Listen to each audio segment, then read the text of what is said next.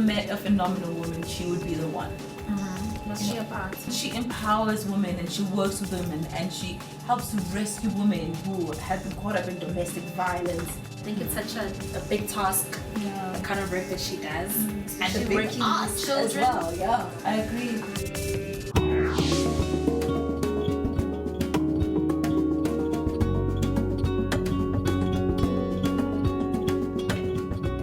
Well, hello to you and a warm welcome to another episode of Visionaries. Thank you so much for joining us. Isn't it interesting that one environment can completely destroy some people and yet bring out the absolute best in others?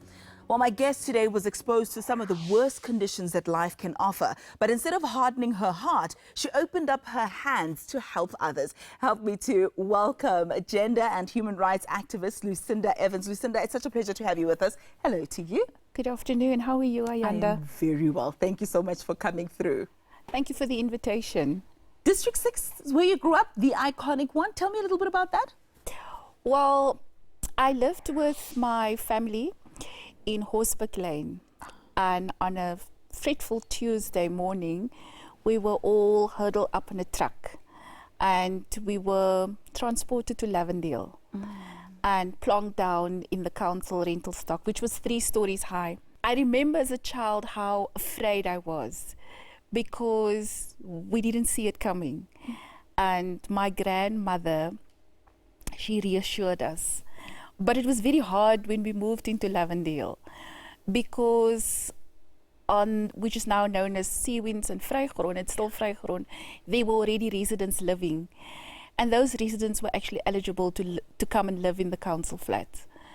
So my early childhood memories is actually of violence. The forced removals. Yes. My goodness. But also the violence that happened between the people from the flats and the people from the bos, that it was called that time. And so when it was dark, because it was very dark there, the electricity, I can remember the first week the electricity wasn't installed as yet. So the people were known as the people from the bos. They came over and they had spades and they had different weapons, and they would, pull it onto the floor and you would see sparks. And all the downstairs homes, the bottom floor of the flats, they would hit all the windows in. And we were staying at number 44, so our windows were also. And I remember as a child, I was so afraid. I felt that my heart was going to pop out of my ears. And so the best place for me to hide was under the bed when they came over. But that was also the birth of where my activism started. I imagine so. Also because your grandfather was quite involved politically and people would come and seek his attention and he would also stand up for the rights of your community. So you would be, I don't want to say inheriting, but you're exposed to that. You're seeing the dynamics. Tell me about your relationship with him. So I was the oldest grandchild. Yeah. And I was also being termed the inquisitive one, like we would term the naughty one, but in a good way. So I would be sitting in some of the conversations because he started the peacemakers in our flat with a group of men. And ironically, they would wear yellow, just like you. Their jackets were yellow. And the men that was working day shift, they patrolled at night. So they made a fire in the center of the court to protect the women and children. And the night shift men that came from night shift would walk us to school. And that was the birth of where I think my awakening to protect, because while I was laying underneath the bed and I could hear the windows going and I could hear how the people were screaming, I always told myself, one day when I'm big, I'm going to be protecting women, I'm going to be protecting children, I'm going to make sure that the people from the bos will not hurt us again. But I didn't know when I was under the bed that I would be the person that would go into the bos. Where were your parents at this time, mom and dad? I was a Oma and Opa's child, and my mom had challenges. Yeah. And her challenges didn't allow her to be in my life the way I would have wanted to be. And if I look back now, I love my mom to bits, and I'm a child that also understands substance abuse. I understand completely domestic violence. Because of domestic violence, my mom chose a path which was substance abuse, which took me away from her. But if that didn't happen to me, I would not have the deeper understanding or the woman that I was and would be. And so a child, I was the exemplary child at school from having good grades, and I failed in matric. And the reason why I failed in matric, because I woke up one morning and I wanted my mother. I wanted her, and I went to look for her. And my mom was actually a stroller in Cape Town. My mom was a homeless woman, meticulous woman. You know, she was one of those women, homeless people that would wash in the stream in Cape Town. Her panties were always clean. She would go to work, and even though she wasn't there, she would send me money. But I had questions. And as many young women that maybe get to a certain age and they haven't been with their parents or their mother, they wanted to know why, and I wanted to know why. And in that year, my life took a down spiral to the point from being a B student to failing matric, my matric year. But it was important for me that time because I felt incomplete. I was this young activist and I was involved, but I missed, my family used to come and support me, but I always missed my mother at concert, at plays, at this, at that. When I found my mother on Grand Parade, I sat down with her and I asked her, why? Just tell me why. Why didn't you take me with you? I could have lived with you here. And my mother didn't have the answers. And I felt disappointed, but when I reached 21, you know the Khoisan community, when it comes to 21st, the whole community is invited. And on that significant day, I wanted her there. Because I wanted to honor the woman that gave life to me. And so, yes, I fetched my mother and we celebrated the 21st together. My goodness, all of that somehow didn't succeed to dampen that fire, that spirit that was inside you. So when we come back, I want to find out where Lucinda's passion for people took her next. Stay with us.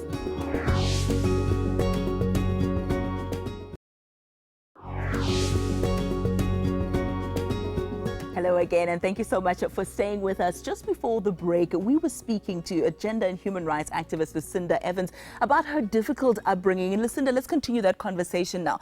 You know, for me, what's important is that instead of wallowing in your misery and thinking, woe is me, you chose to stand up rather and say, okay, how do I be the change that I want to see in other people's lives? Tell me about your organization, Abafazi, Philisa Abafazi Betu. How did that come about? So I had an opportunity to be part of a research team, and I was assigned to go to the Eastern Cape. I don't speak a word of isiXhosa, and I was driving and I got very, very violently ill at the Umzivubu River.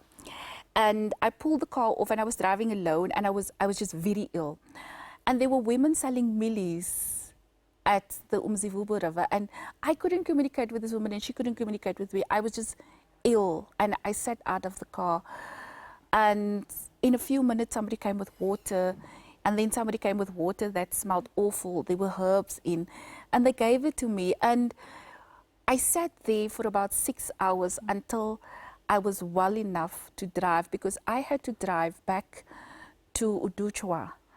And when I arrived at my destination, everybody was looking for me, and I was so grateful to the women at Umzivubu. The first thing I asked them was, what does healing mean? And that was police, and that was my first word. I came back to Cape Town, and I then worked for another organization, and myself and the manager, we didn't get along very well. And then he said one day, it's my way or the highway. I said, wait, no problem. I took my bag and it was the highway. Which way to the highway, please? I drove home, and as I took the turn, there was this couple fighting, and this man was kicking the woman in the face. And there was a crowd of people standing, and I was like, but what now? And still from taking the highway, I want to categorically state that I didn't mean to kill him, but I did clip him with the window of my car. And then he stopped because that deterred him. And I jumped up and I said, "What are you doing?" And she said, "It's none of your business." And I said, "I'm making it today my business." And then I told the So people, you're rescuing the lady. You're trying to help the lady. Yes. And she defends this guy who's beating her Yes. up. And I said, "I'm making it my business today." I took my jersey off, beautiful white jersey. The blood was gushing from her head. And I kept it there. And I told him, "What if this was your mother or your sister?" And the people that were standing there, I said, "And what if this was your daughter or your mother?" And then she got up and they left. They just left because it diffused it. And as I pulled up, my husband opened up the garage. And I stood outside. In 2 minutes, I told him what happened. I quit my job. And I looked into the garage and I said, "Can I start a project here?" And he asked me, "What are you going to do?" And I said, "I don't know." And that was the birth of the project. Within a month, I had 120 women. And my husband was my hero because no sane man would be wanting to marry somebody like me. You must understand that. You must be a superhero or you had to take a wrong choice of a woman. Because who would allow so many women in your home? Total strange women in your kitchen, in your dining room. But something else that was quite important for me was, yes, there was a focus on women. You already alluded to this. Also children. There's a picture over there, and I want you to give me some context as to what that picture is about. So last year, my life took a 360-degree turn. One Friday night, I was sleeping, and the gentleman over my shoulder, he came and he knocked on my door. And he said his sister's child is missing. And I thought, missing? And I got up and I went with them, and they were looking for this girl, 13-year-old. She wasn't a runaway. She was a home child.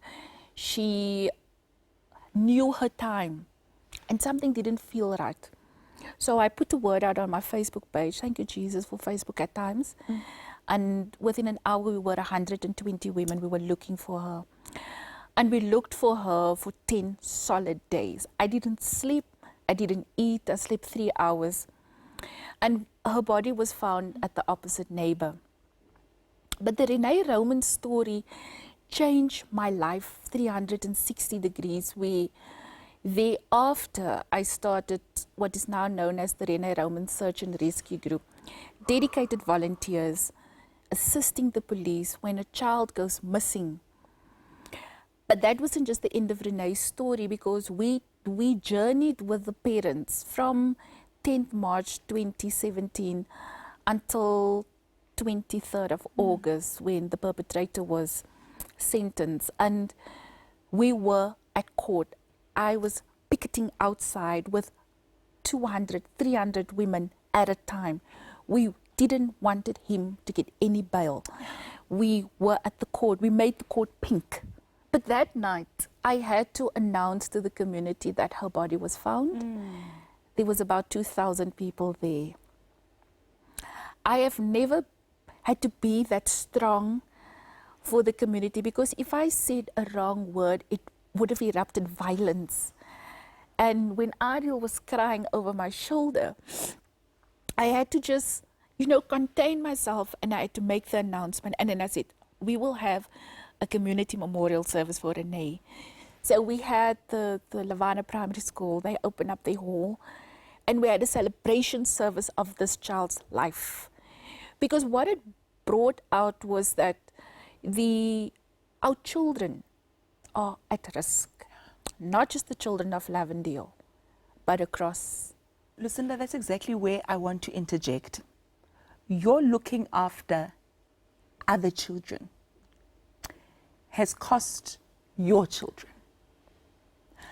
I want you to tell me about the cost in its entirety, in its totality of what you do. You see, Ayanda,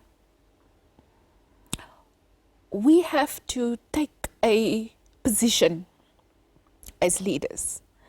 You either have to be very popular, or you have to be not popular, or you have to be a loner. When the doors of Police Abafazi opened, it wasn't about Lucinda Evans as the individual. It is about, and it will still be, the lavender for the hills. I want to tell you that has cost myself as a leader and as a mother to get the critique from grown-ups to say, what kind of mother are you? What kind of woman are you? There's women in your home and there's children in your home, and what about your children?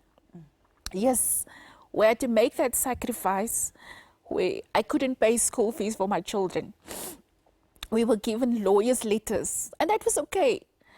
But not one day, and we've even, to a point, we had sacrificed our own food to maintain the safe house. So there were times when there were no food at the safe house.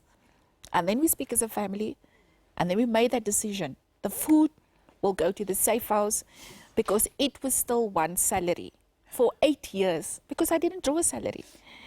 When I negotiated the funding, I told the funder, please take my salary and give it to the volunteers.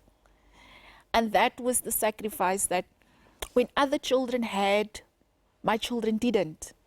But that didn't make them miserable. They sometimes say, Mommy, we missed this and we missed that. And I said, you know what? We operate in love. Because the sacrifices for us as an immediate family had a bigger content. So I have a 19-year-old daughter, beautiful daughter. I have a 15-year-old son. My son is attending a learner support school because I had difficulty during the pregnancy and that kept something behind. It's a school which we knew we couldn't afford, and so I had to take on full-time police officer and a side job as well to pay the school fees. My daughter made a decision that last year she matriculated, she couldn't go to university, and she decided to volunteer, so that gave me time to raise money, to get a deposit ready. I have no regrets. I think when you're rooted, when your tree is rooted, we shouldn't fear the wind. And I taught my children, we operate from faith and grace and gratitude. The personal sacrifices in a heartbeat. And it's hard, Ayanda. It's hard because the competition outside of the parameter is, and the peer pressure could have made my children become the young people that they are not today. But I am a mother who is rooted in my belief that what I'm doing is bigger than me, and it's bigger than everything else, because it comes from love that I cannot explain. Lucinda, with that tenacity, that fortitude, that wherewithal, I think your voice is definitely one that cannot be ignored. So the next question, I suppose, is where to next? What will Lucinda tackle when, the future unfolds? And that's what I want to find out. So while we reapply our mascara and the makeup, you stay with us. We'll see you in just a moment.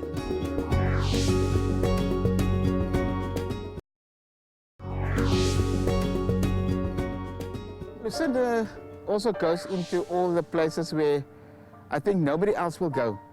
Not even the SABC will go.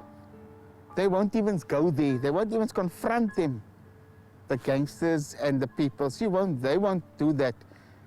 But Lucinda, again, she's just that type of person. She will go towards that person.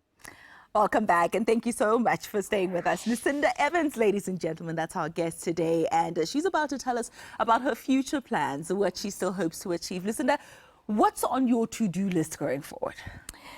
So one of the to-do lists that we've already started is a baby saver. So a baby saver is a device, a box, metal box, which is in a wall, and it's a protection device. It's for young women or mothers that are in a difficult situation with a newborn.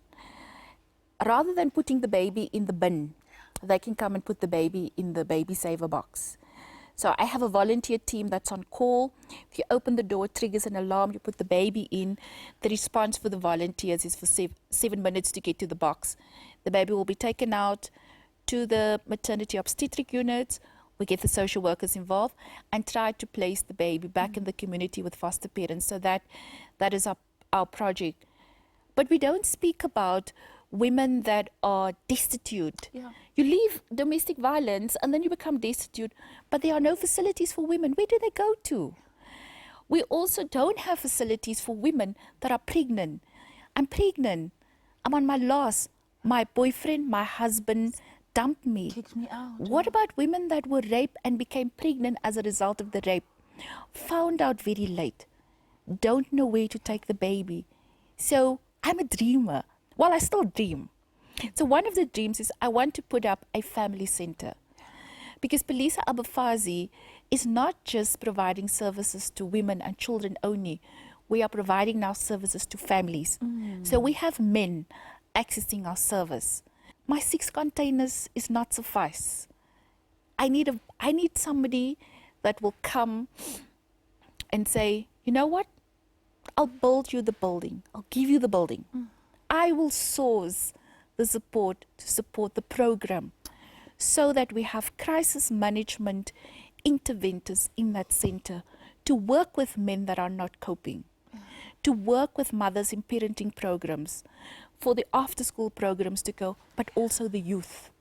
Because I work in an environment where the youth are being targeted to become gangsters. So I want to mess with the gangsters' pocket.